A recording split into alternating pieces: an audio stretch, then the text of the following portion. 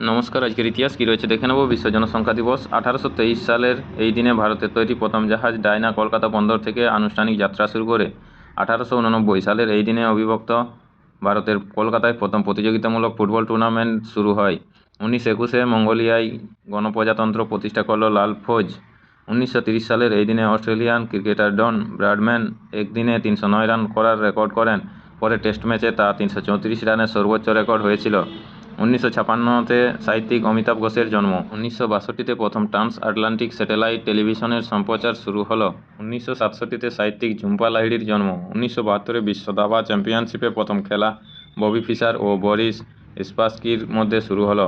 1979-তে মার্কিন যুক্তরাষ্ট্রের প্রথম মহাকাশ স্টেশন স্কাইল্যাব পৃথিবীর বায়ুমণ্ডলে প্রবেশ করে সেটিকে ভারত মহাসাগরে ফেলে ধ্বংস করা হয়।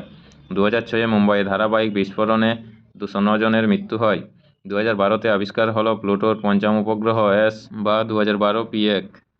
2021-এ ব্রাজিলকে হারিয়ে কোপা আমেরিকায় দীর্ঘ 28 বছর পর পুনরায় শিরোপা লাভ করে আর্জেন্টিনা।